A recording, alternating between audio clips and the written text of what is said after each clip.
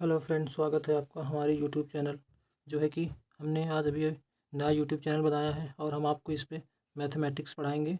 और हमारी YouTube channel का नाम है स्टडी फॉर गवर्नमेंट जॉब्स। आप हमारे चैनल को सब्सक्राइब कर लीजिएगा और ज़रूर से सब्सक्राइब कर लीजिएगा और सारी वीडियोज़ को लाइक ज़रूर कीजिएगा। और हम इसमें आपको पूरी कंप्लीट मैथमेटिक्स पढ़ाएँगे। आपका number system, simplification, ratio and proportion होता है और भी सारे चैप्टर्स जो होते हैं हम आपको सभी चैप्टर्स उसको पढ़ाएंगे इसमें। और हम आज आपको पढ़ाएंगे नंबर सिस्टम, क्योंकि मैथ की शुरुआत ही होती है नंबर सिस्टम से। नंबर सिस्टम के बिना मैथ है कुछ है ही नहीं। आपको मैथ जानने से पहले जानना होगा नंबर सिस्टम के बारे में। नंबर सिस्टम यानी कि नंबर्स के बारे में। आपको नंबर्स के बारे में जानना होगा। नंबर्स यानी कि जो हमारी संख्याएं होती हैं, हमारी संख्याओं के बारे में जानना होगा कि संख्याएं क्या होती हैं। इनके बारे में हमें जानना होगा, तब जाके हम मैथ्स को सीख पाएंगे। तो वीडियो को पूरा देखिएगा और अंत तक बने रहिएगा। आपको इस वीडियो से ज़रूर कुछ ना कुछ सीख मिलेगी, आप कुछ नया जान पाएंगे। और आप अगर कुछ नया जान पाते हैं तो कमेंट ज़रूर कीजिएगा। आप लाइक करिए या मत करिएगा, लेकिन कमेंट ज़रूर करिएगा। कमेंट करके हमें बताइएगा कि क्या कमी है वीडियो में और हमें क्या सुधार करना चाहिए, कैसे करना चाहिए, ताकि हम अपनी जो है वीडियो क्वालिटी को और इम्प्रूव कर पाएँ।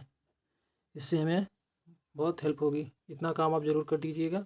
तो चलिए हम वीडियो को ज़्यादा बड़ा नहीं करते हैं, लेक्चर को शुरू करते हैं। तो नंबर सिस्टम में जो आता है, जब बात नंबर सिस्टम की होती है, तो सबसे पहले जो होता है उसमें पूर्णांक होता है। पूर्णांक बोले तो इंटीजर्स होता है, इंग्लिश में इसे इंटीजर्स कहते हैं। कोई भी संख्या जो होती है हम उसे पूर्णांक कहते हैं, लेकिन वो संख्या जो है कि दशमलव में नहीं होनी चाहिए। एग्जाम्पल में जैसे बोलें, जो है कि 1 हो गया, 2 हो गया, 3 हो गया, 4 हो गया, 5 हो गया, या फिर -1 हो गया, -2 हो गया, -3 हो गया, -4 हो गया, डॉट डॉट डॉट, जो इनफाइनाइट तक की जितनी संख्याएं होती हैं इसे हम पूर्णांक कहते हैं। पूर्णांक, अगर इसे हम शब्दों में बोले तो पूर्णांक वे संख्याएं होती हैं जिन्हें हम संख्या रेखा पर, किस पर,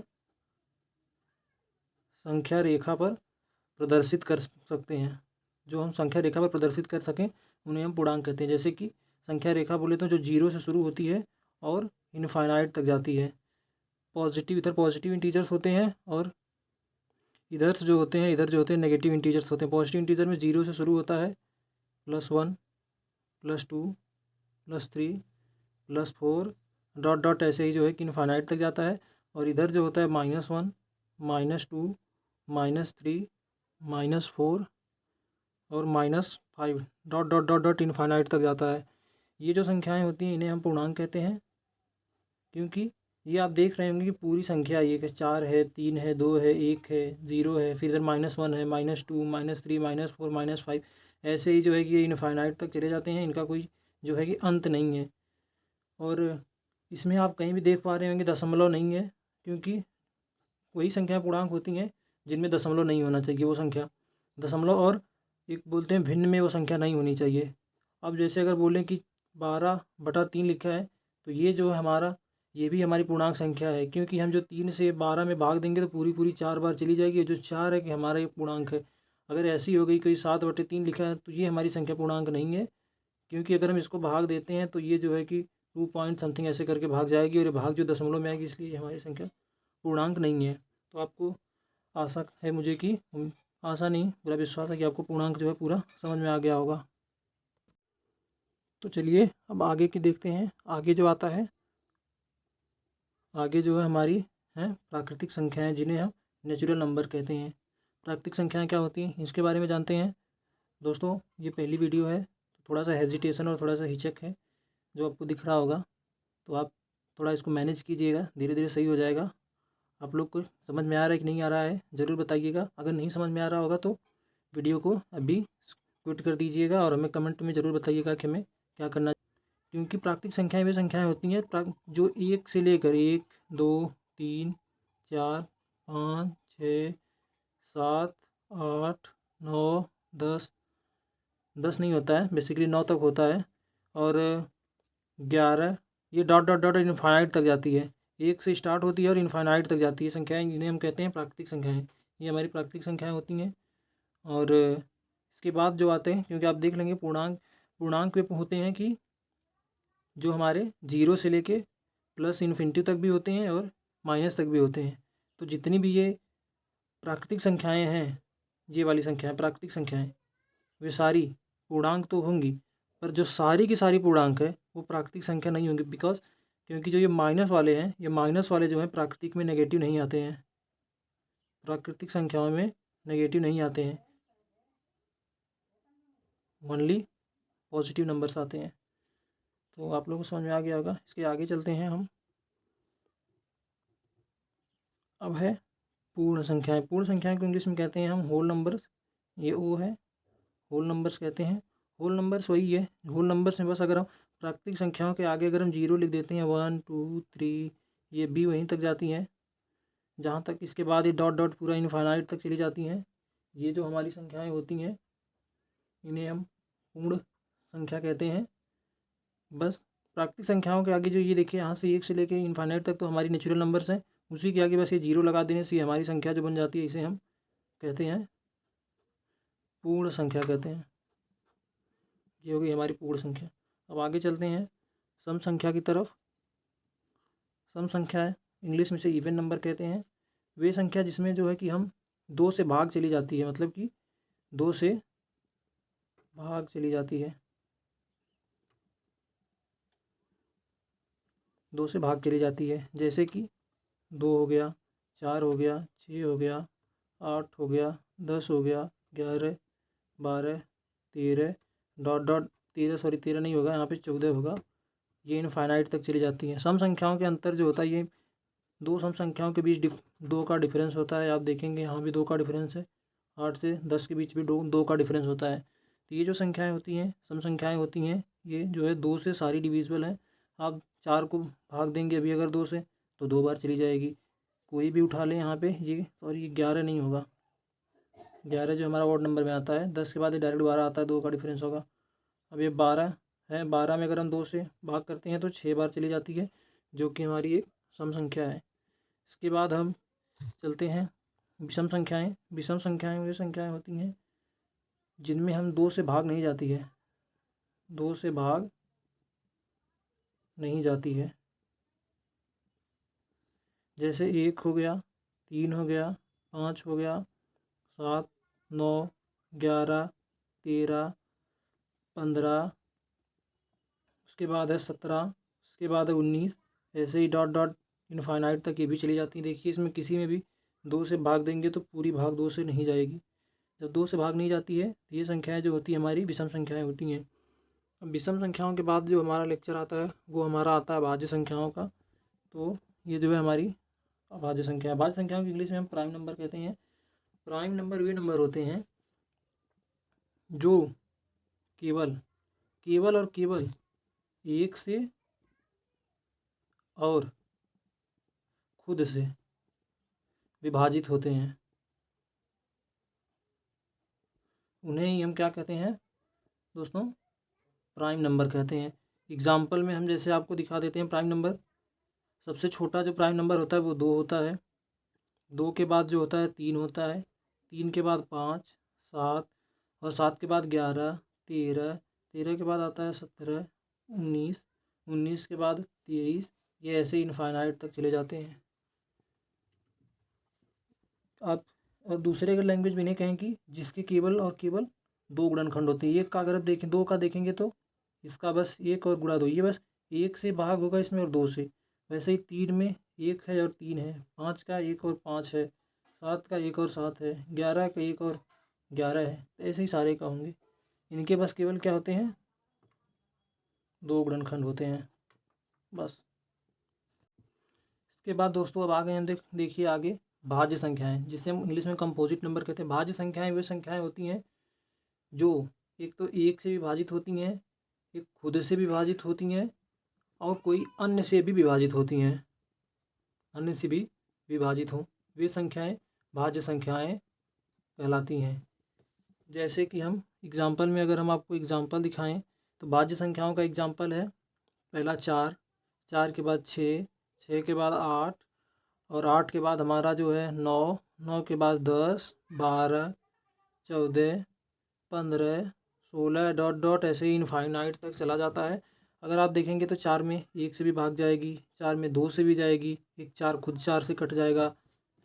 और वही हाल है हमारा 6 में 1 से भी भाग जाएगी, 2 भी भाग चली जाएगी, 3 भी चली जाएगी और 6 से भी भाग चला जाएगा। और हम 8 का देखते हैं तो 1 से भाग जाएगी, 2 से भाग जाएगी, 4 से भाग जाएगी, खुद 8 से भाग जाएगी। 9 में 1 से जाएगी, इसके बाद 3 से जाएगी, खुद 9 से। तो यहाँ पे देखेंगे कि खुद के अलावा मतलब एक और खुद के अलावा भी एक संख्या से भाग जा रही है, कम से कम एक संख्या से। यहाँ देखिए 1 से भाग जा रही है, 8 जा रही है और 2 संख्या से जा रही है। और 4 में 1 से जा रही है, 4 से जा रही है, एक और है जो अन्य से भी भाग चली जा रही है। ऐसी संख्याएं जो हमारी होती हैं वे संख्याएं हमारी भाज्य संख्याएं कहलाती हैं। भाज्य संख्याएं इन दूसरे अगर हम लैंग्वेज में कहें जिनके कम से कम 2 से ज़्यादा 3 गुणनखंड हों, इन्हें हम कहते हैं भाज्य संख्याएं। ठीक है दोस्तों, तो अब है हमारी परिमेय संख्या जिसे रेशनल नंबर्स कहते हैं। परिमेय संख्याएं वे संख्याएं होती हैं जिन्हें हम p बाई क्यू के फॉर्म में लिख सकते हैं। और ये जो q होता है q not equal to zero, मतलब q ज़ीरो नहीं होना चाहिए। और ये जो p और एक और इसका एक कंडीशन होती है, p और q जो होते हैं वे पूर्णांक होने चाहिए। वे क्या होने चाहिए? पूर्णांक होने चाहिए। तो चलिए अब आपको बताते हैं परिमेय संख्याएं। ये परिमेय संख्याओं का जो है कि ये इतने जो होते हैं इसके फॉर्म होते हैं। ये पहला है, ये जो है q ज़ीरो नहीं होना चाहिए, ये p और q पूर्णांक होने चाहिए। 3 स्टेप है जिससे हम परिमेय संख्याओं को चेक करते हैं। तो कोई भी हम नंबर ले लेते हैं, परिमेय संख्या है कि नहीं है। जैसे कि हम अगर 2 को ले लेते हैं, 2 परिमेय संख्या है कि नहीं है उसके लिए चेक करेंगे। पहली बात, जो पहला स्टेप है वो p बाई क्यू के फॉर्म में होना चाहिए। तो क्या आपको ये p बाई क्यू के फॉर्म में दिख रही है कि नहीं? यहाँ तो बस p दिख रहा है ऊपर का। अगर हम इसके नीचे 1 लिख दें तो ये अब ये p बाई क्यू के फॉर्म में हो गई कि नहीं हो गई? हो गई है p। ये जो है q, क्या q जो है क्या वो ज़ीरो है q? तो आप कहेंगे नहीं, q जो है कि ज़ीरो नहीं है। q यहाँ पे क्या है? q हमारा 1 है। तो ये जो है कि दूसरी भी हमारी जो सेटिस्फाई हो रही है। p और q पूर्णांक होने चाहिए। तो क्या जो है q को हम संख्या रेखा पर, जो ये q p2 है, 2 को हम संख्या रेखा पर देखे थे पूर्णांक में, 1 को देखेंगे तो आप कहेंगे कि जी हाँ देखे थे। तो ये जो हमारी 2 है वो हमारी परिमेय संख्या है। ऐसे ही आप और भी सारी संख्याओं का चेक कर सकते हैं।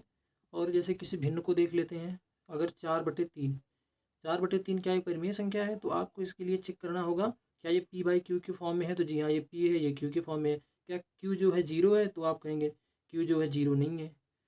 जब q ज़ीरो नहीं है तो ये दोनों पूर्णांक होने चाहिए। ये भी पूर्णांक है, ये भी पूर्णांक है। तो हम कहेंगे कि ये जो संख्या है वो हमारी परिमेय संख्या है। और एक, अच्छा आप लोग एक और संख्या देखते हैं। कोई संख्या लिखी है 5 और √2, क्या ये संख्या परिमेय संख्या है? तो इसके लिए हम चेक करेंगे कि क्या ये p बाई क्यू के फॉर्म में है? तो ये देखिए p है, ये हमारा q है, p बाई क्यू के फॉर्म में तो है। p और q क्या पूर्णांक है? p तो पूर्णांक है लेकिन q पूर्णांक कहाँ है? q का अगर हम मान ये है 4.41 करके डॉट डॉट में आता है, जो कि एक पूर्णांक नंबर नहीं है, क्योंकि इसका एग्जैक्ट वैल्यू हमें नहीं पता। और जिस भी नंबर की एग्जैक्ट वैल्यू ना पता हो उसे हम परिमेय संख्या में नहीं रख सकते। तो जो हमारा 5/√2 है ये हमारी परिमेय संख्या नहीं है। और एक दूसरा देखते हैं ना, दूसरा नंबर देखते हैं कि जैसे कोई संख्या है 7√36, क्या ये हमारी पूर्णांक है? ये p और q पूर्णांक है? तो आप कहेंगे जी p तो है लेकिन q नहीं है।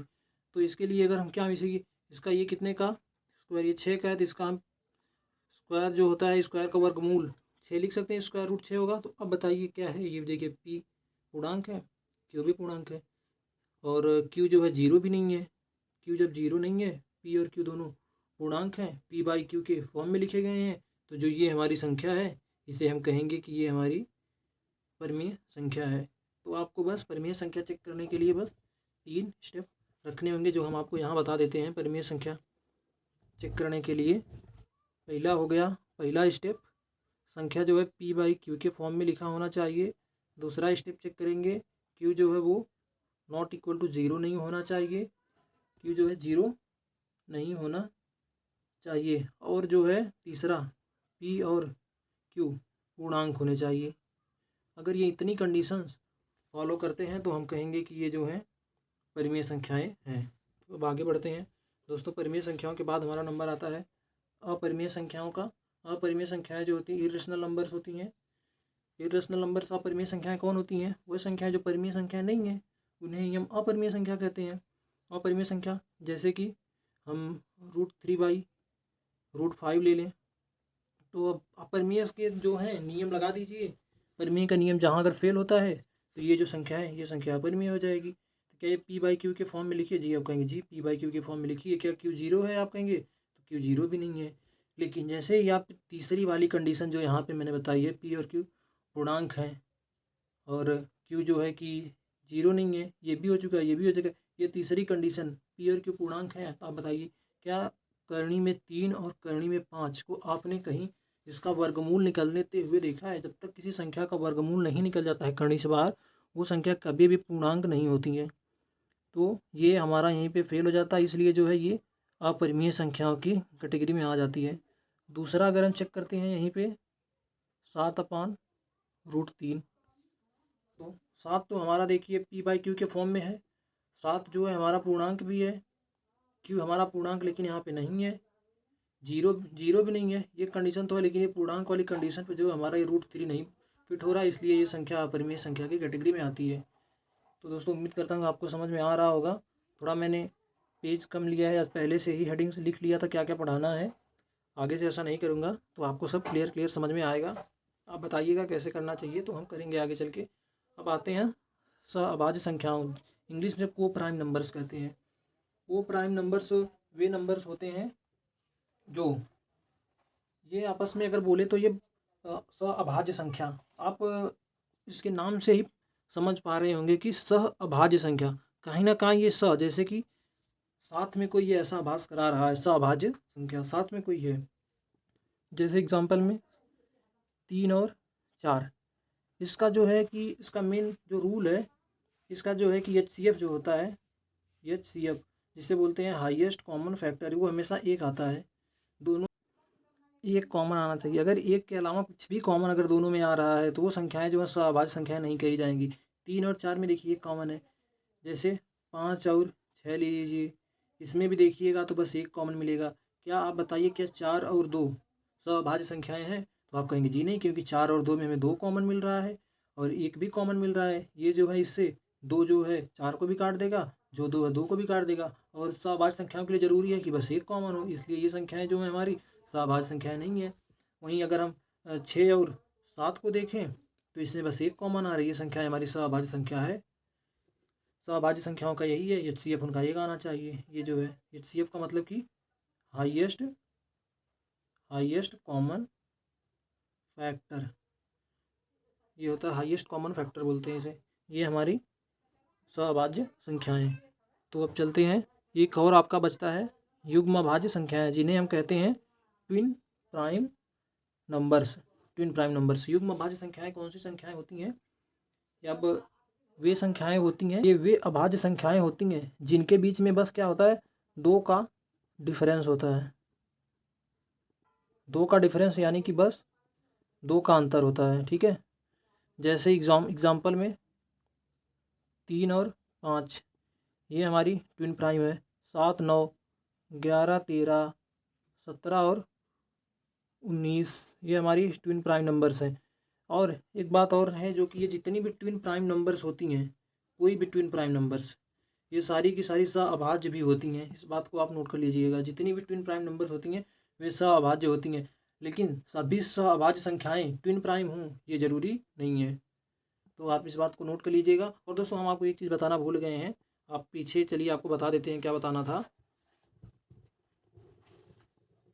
जी। यहाँ पे सम संख्याओं में बस हमने देखिए आपको ये पॉजिटिव वाला बताया है। यहाँ जो है -2, -4, -6, -8, -10 इनफाइनाइट तक ये भी संख्याएं जो होती हैं ये भी सम संख्याएं होती हैं। और वही हाल विषम में भी होगा। -1, -2, -3, -2 नहीं होगा, -5 होगा, -7 ये भी विषम संख्याएं होती हैं, ये भी इनफाइनाइट तक होती हैं। तो आप इसको भी ज़रूर से नोट कर लीजिएगा, ठीक है। तो आपको कुछ समझ में आया नहीं होगा, सब कुछ पता नहीं कैसे हो गया, मुझे खुद नहीं समझ में आ रहा है। आज पहले पहले वीडियो थी इसलिए ऐसा हो रहा है। धीरे धीरे हम सुधार करेंगे। आप लोग बताइएगा आपको ये वीडियो कैसी लगी, आपको समझ में आया कि नहीं आया। थोड़ा भी समझ में आया होगा तो आप कमेंट में ज़रूर लिखिएगा आपको कितना समझ में आया है। तो फिर चलिए, आप ये चीज़ है जो ये देख लीजिएगा, चैनल है हमारा, इस चैनल को सब्सक्राइब ज़रूर कर लीजिएगा। अभी आज से स्टार्ट कर रहा हूँ। आज 2 अक्टूबर है, इसलिए कि आज 2 अक्टूबर से कुछ नई शुरुआत करते हैं। 2 अक्टूबर को मेरा बर्थडे भी है आज से, इसीलिए हमने नई शुरुआत करी है। तो आप लोग अपना सपोर्ट ज़रूर दिखाइएगा। ओके, और वीडियो देखने के लिए थैंक्स। चलिए मिलते हैं बाद में, तब तक अपना बहुत ख्याल रखिएगा।